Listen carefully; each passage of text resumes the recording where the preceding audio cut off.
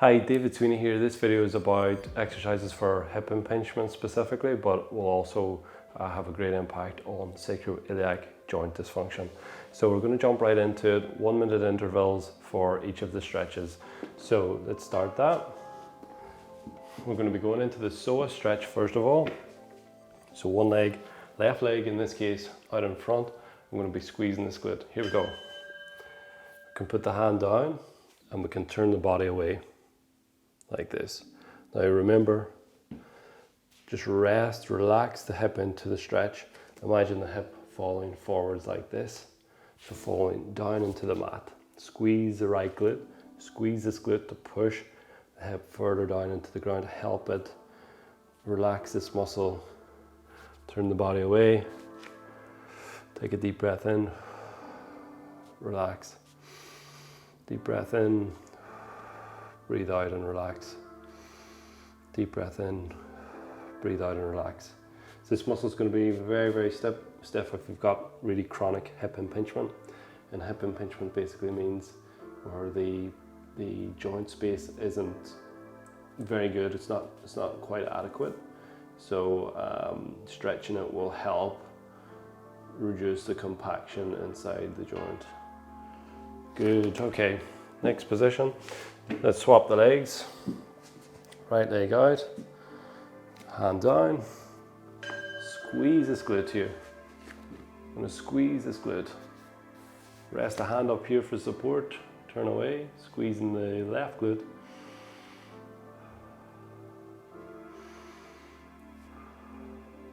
If you've got sacroiliac joint dysfunction, this will really help as well. So I might have directed you to this video. If you've been in at the clinic with me, if you have hip impingement, you should know by now that you need to do the deep tissue work first, and then you follow this routine. So there's a link to the deep tissue work for the hips in the description. Now I am someone that suffers with hip impingement on both sides. So if you have any questions about hip impingement and what my journey has been like self-managing the condition, let me know, okay? Ask any questions, I'd love to help with it. Okay, coming out of that stretch now, I'm going to move on to the quad. By the way, this is around about 24-25 minutes of stretching. Grab this right quad here, lift the chest up, have the head back so the spine is as long as possible. Squeeze the glute. So I have about a 10-second interval between each of the stretches. So the video will run for maybe 27-28 minutes, but the actual stretch time is around probably somewhere between 24 to 26 minutes, somewhere in that range. Squeezing the glute here. This is going to be very tight for both the sacroiliac joint and the hip impingement. So if you're someone that's on your feet all day, you're going to need to be stretching your quad like this. Make sure you roll up the mat like that as well. Don't allow your knee to be exposed to too much pressure. It's a sensitive area to put weight on, so you definitely want to protect that. Fantastic. Left side, reach, oops, grab. Here we go. By the way, if you don't have the balance, put the hand here if you want, that's absolutely fine. I like to use both hands, it feels a bit more comfortable, and it helps me keep the chest up and the chin back. You're definitely welcome to touch the wall or a coffee table or your sofa. And if you need more time on each stretch, sometimes your quad muscle might be extremely stiff and you might need to spend more time on it. That's fine, just pause the video, spend 2 or 3 minutes. I like to do this whole routine twice over. So this is actually my second round of doing this. I've done the whole thing once already, and now I'm just videoing the second round. And that's going to help really loosen up these hips and reduce the pressure inside my hips to reduce the impingement that's happening. Lovely stuff. Now we're going to be doing a kneeling hamstring stretch, which is little bit tricky. We want to keep the spine straight. Just put this leg out. You can touch the wall if you wish, no problem. Point the toes up towards the head, and if you've got the balance, you can rest the hands on the shin. Try to keep your spine really straight. This stretch for me is very, very difficult. I've played soccer in the past, I've done lots of running. I've got a stiff body type, so this will feel very, very constricted if you're in that same boat. And yeah, feel free to spend more time here if you wish. This actually feels a lot looser for me now that I'm doing this for the second time.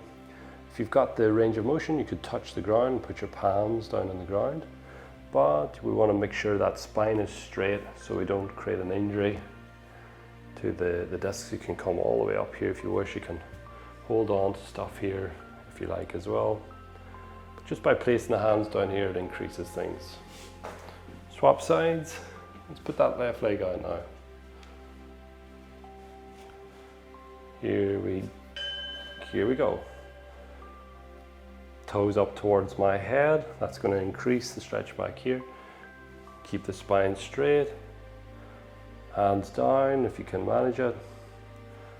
Up here in the shin is fine.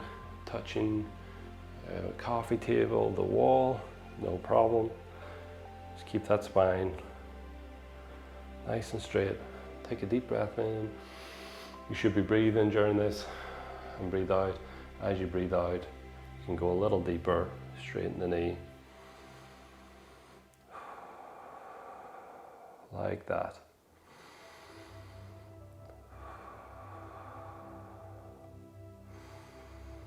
This is a nice workout for this tibialis anterior muscle.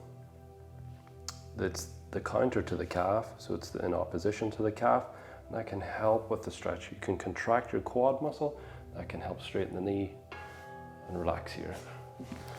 Right, put your mat out straight. Let's go into the downward dog. Let's just tackle the right leg only. Keep the spine straight. Let the heels sink down to the ground.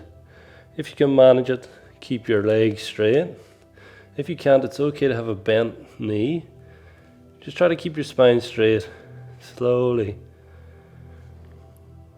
Stretch out that calf. You feel this all the way back up through here as well.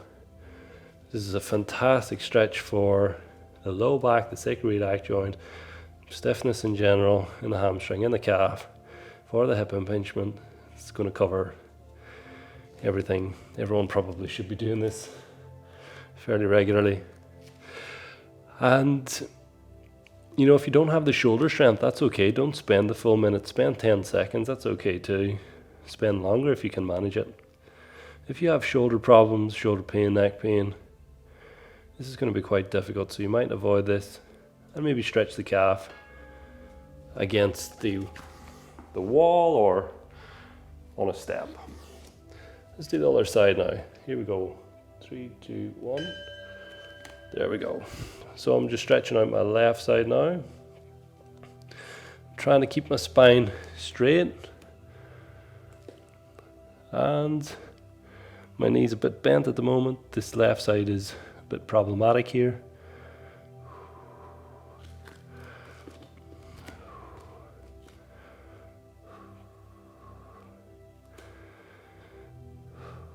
Wow, this is pretty intense. So it's a lot better than the first cycle, the first set of this that I performed earlier. So this is my second run at this 25-26 minute routine. And I have to say I'm actually feeling pretty good already. Now we're going to run into some groin stretching. So we're going to fold the mat up now in a second. So get ready to fold up the mat to protect the knee. We're going to do a kneeling groin stretch. Okay, here we go. Just a fold here. Kneel down on it like that. Stretch that leg out. Here we go. You're going to feel the stretch in through here. Be very careful if you have femoral acetabular impingement. And that's what I mean when I say hip impingement.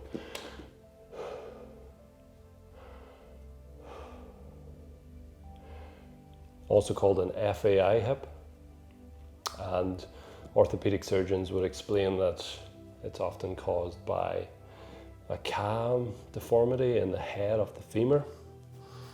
So that's the ball at the top of the bone, has a cam malformation on it, which makes it have difficulty with ranges of motion. And if you don't know what a cam is, just look at a camshaft and you'll see it's a rod with irregular shapes that help the pistons move. Basically, it's a surface that's not symmetrical as it should be. So be very careful here. You don't want bone bumping into cartilage. So if you find any sharp pain or pinching, you stop immediately. And you find, for me, that happens here on this side. So we can have a bony deformation called cam that may be limiting some of your range of motion. We also have something called a pincer abnormality, which is basically the rim of the cup. So where the ball sits into the cup, the rim of it can protrude a bit past where maybe should be normal, and that can cause a tightening in the joint, therefore limiting its range of motion. So this is why, even though these stretches can drastically help, and they have done this for me alongside the deep tissue work, we need to be very careful not to cause any sharp pain deep inside the hip. That's a big no-no, and that's actually going to increase the problem for you. So no sharp pain in the hip point, especially in this position here. 2, 1, fantastic. Now, let's get on to the back here. We're going to do some figure 4 stretching. 3, 2, 1, right leg over the left. Pull the shin. We're in a figure 4 position. I'm stretching the piriformis muscle back through here. I'm also going to get a little bit of the glute minimus and medius. I always make that mistake. Sorry, glute min and med, excuse me, because they are internal hip rotators. And when we move the leg into this position, it can stretch. The piriformis is a strange one. It's an internal hip rotator in this position when the knee comes up past 90 degrees. That's really interesting. But when the leg is straight, the piriformis muscle is actually an external hip rotator. So a bit of a paradox there maybe. I'm feeling a nice deep stretch now down through this piriformis muscle, the side of the hip here. Remember to breathe. And all the way out. You definitely don't want to feel any knee pain during the stretch. Swap sides now. So left leg over the right. So shin on the femur bone, on the thigh bone. Now I'm feeling a little bit of bony impingement here, so a little bit of sharp pain, so I have to be a bit careful. And it's not too bad now, that's great. So you want to be feeling a muscular stretch and no sharp pain in the front of the hip. And that's for someone that's struggling with femoral acetabular impingement. So the shorthand for that is FAI, or just simply hip impingement. By the way, this piriformis stretch is fantastic for the sacroiliac joint dysfunction. And it's pretty much essential if you have a sacroiliac joint dysfunction. Now in a second we're going into seated stretch. I'm going to be stretching the right hip first of all. So we've not long left, just a few seconds. 3, 2, 1, sit up. Put this right leg down, left leg across, over on this side. Catch it. Let this hip try to sink down a little bit. Try to keep your spine nice and straight. I need to be a little careful on this left hip because of the impingement that exists. So I can run into the bony, sharp pain where the range of motion is lacking by a lot. So simply for me, if I just lift the hip slightly, it helps remove that pressure. And I have to assume that's the bony malformation or anomaly or abnormality, pushing into the joint, therefore really greatly compressing the cartilage in any available space. This feels great now, so piriformis is getting a very deep stretch here now.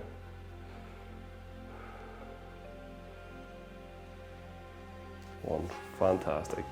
So, left leg down, right foot across the thigh, and trying to sit down in this bum if you can. Cup the knee, and then slowly straighten out the spine. Let this glute muscle sink down a little bit.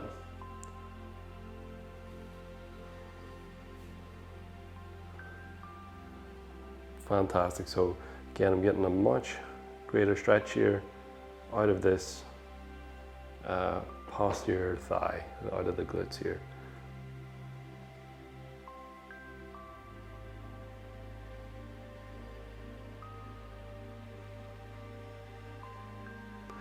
Okay, so after this now we're going to go into the 90-90 positions. Again, they're going to be fantastic, and we're going to do a contract and relax. So we're going to do an isometric contraction followed by a short period of relaxation and deeper movement into the stretch. Okay, so we're going to let this right leg come down onto the ground like this, and the left leg in this position. Turn into this shin bone, so chest close to parallel. Now push down with this ankle. 5, 4, 3, 2, 1. So we're pushing down into the ground and relax. Push down to the ground. 1, 2, 3, 4, 5, and relax. Push down to the ground. 1, 2, 3, 4, 5, and relax. And when we're doing this, what we're doing is activating the muscles responsible for hip internal rotation when this thigh bone is in this position.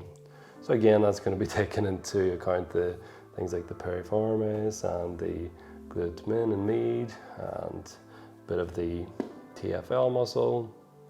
And by doing it, we contract it, so we shorten the muscle against this really deep external rotation position. That allows us to go deeper into the stretch. So you contract for 5, relax, go deeper, contract for 5, relax, and deeper.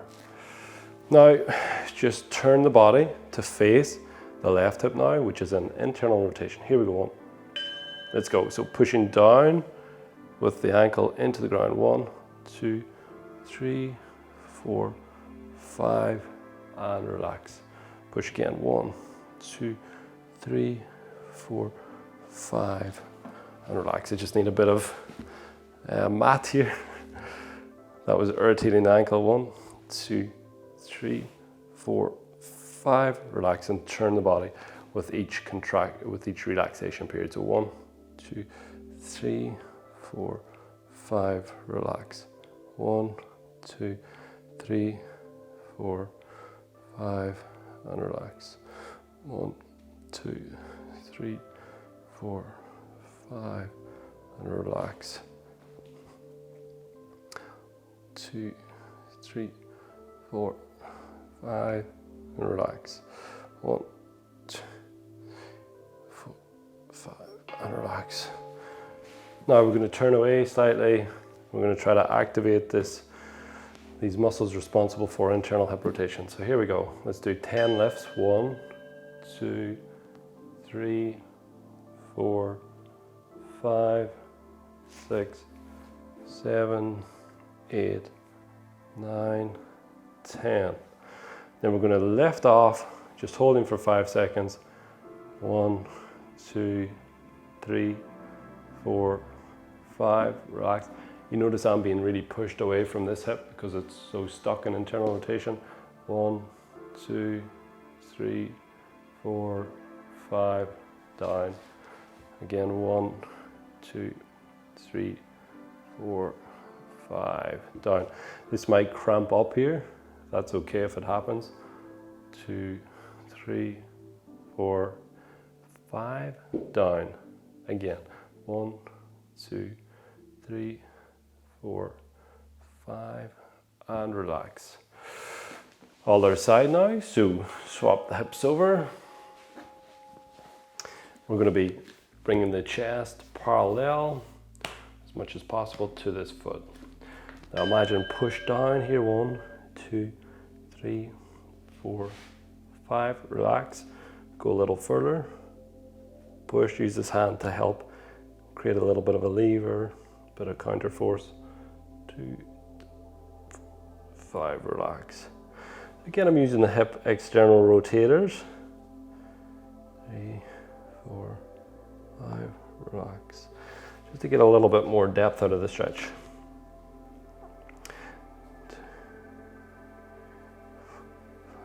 Sorry, excuse me, I'm using hip internal rotator muscles to push this ankle down into the ground. I'm picturing the motion coming from the hip back here. 3, 5, and relax.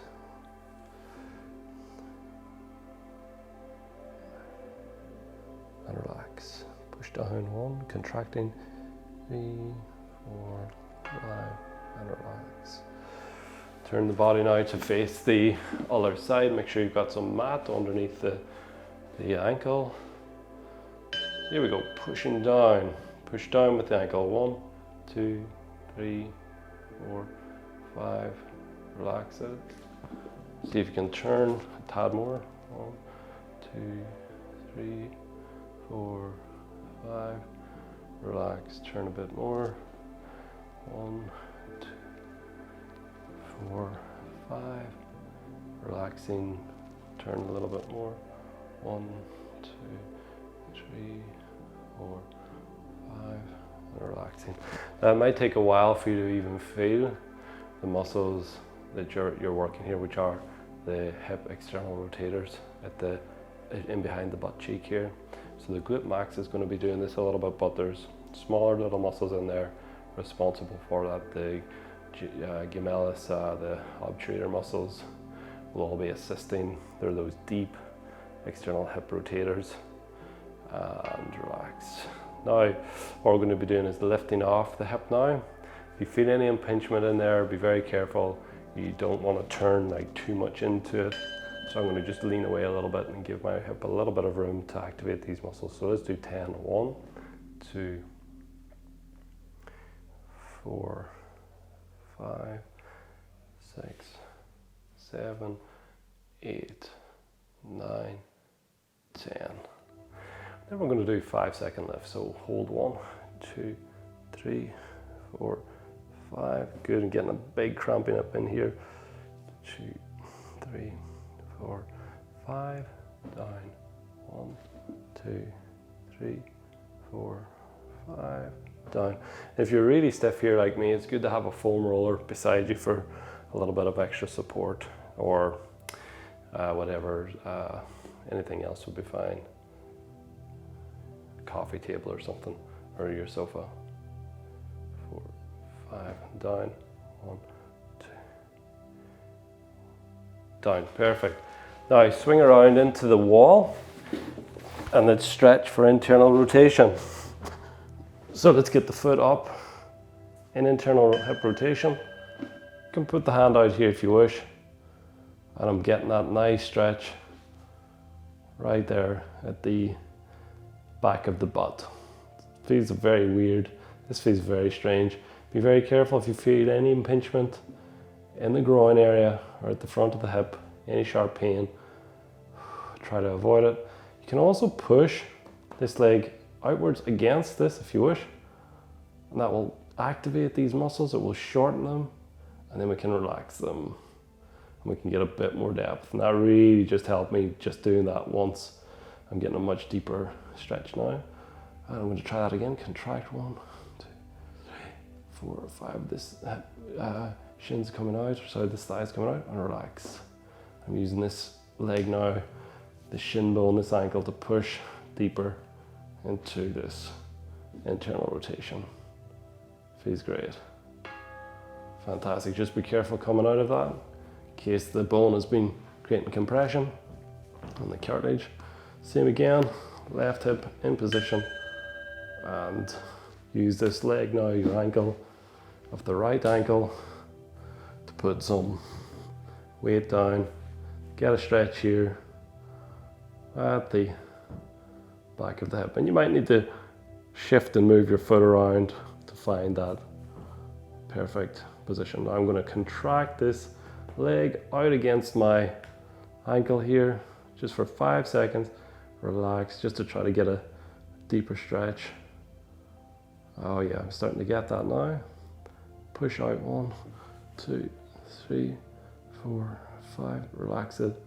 There we go. I'm getting that nice stretch into the external hip rotator muscles deep in behind the butt cheek here. We should be finishing now any second. And this will be the last exercise now.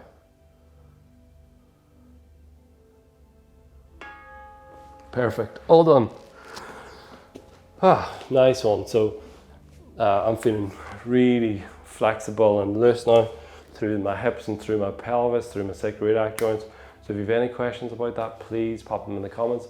Make sure if you have hip impingement to do the deep tissue work first. That's really important. That's actually the priority. And then you follow it up with some of the hip flexibility work. And this is now my favorite routine for that. And I've just repeated it twice. So yeah, I'll kind of advise you to do that as well, promote you to do that. Repeat it twice and you'll really see a big difference. So thanks for watching. If you have any questions, please pop them below. Thank you.